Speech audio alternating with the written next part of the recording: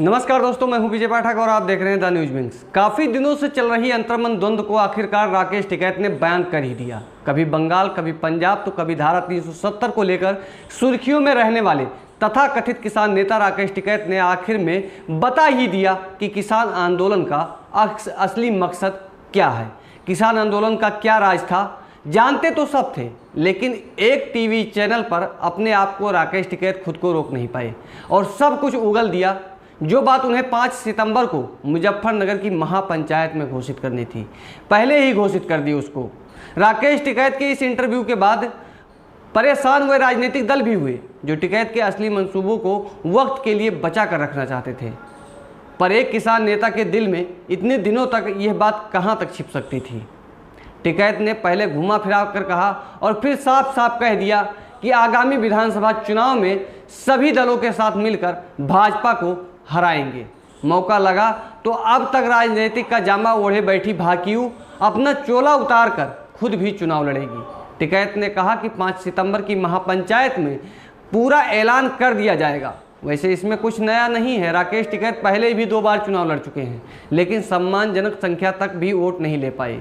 आज भाजपा सरकार से जैसा व्यवहार राकेश टिकैत का है, वैसा ही इनके पिता महेंद्र सिंह टिकैत का कांग्रेस के साथ था। लेकिन भाजपा की तरह कांग्रेस उतनी उदार नहीं थी कि 11 दौर की बात के बाद भी वार्ता की आस लगाए बैठी हो। कांग्रेस के ज़माने में महेंद्र सिंह टिकैत बड़े रुस्वा होकर दिल्ली से खुद ही उठकर चले गए थे।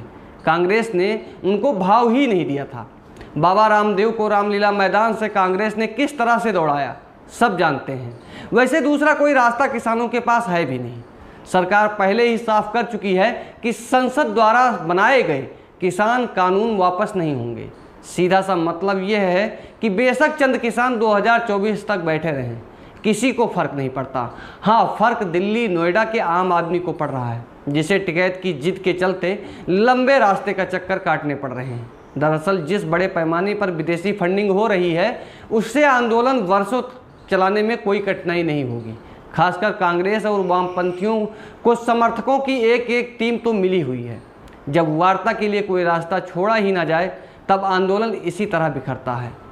जब राकेश टिकैत ने साफ कह दिया कि भाजपा के खिलाफ वोट देने के लिए खुलकर अपील करेंगे, साथ ही अपनी किस्मत भी आजमाएंगे, इसमें कुछ भी गलत नहीं है। इस देश का कोई भी बालिग नागरिक चुनाव लड़ सकता है।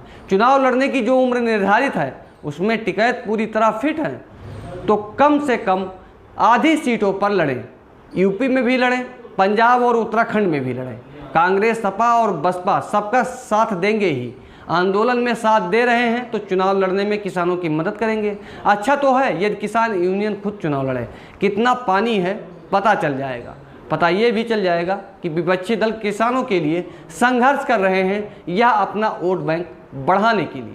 दोस्तों, हमारी ये वीडियो कैसी लगी हमारे कमेंट सेक्शन में ज़रूर बताएं। जय हिंद।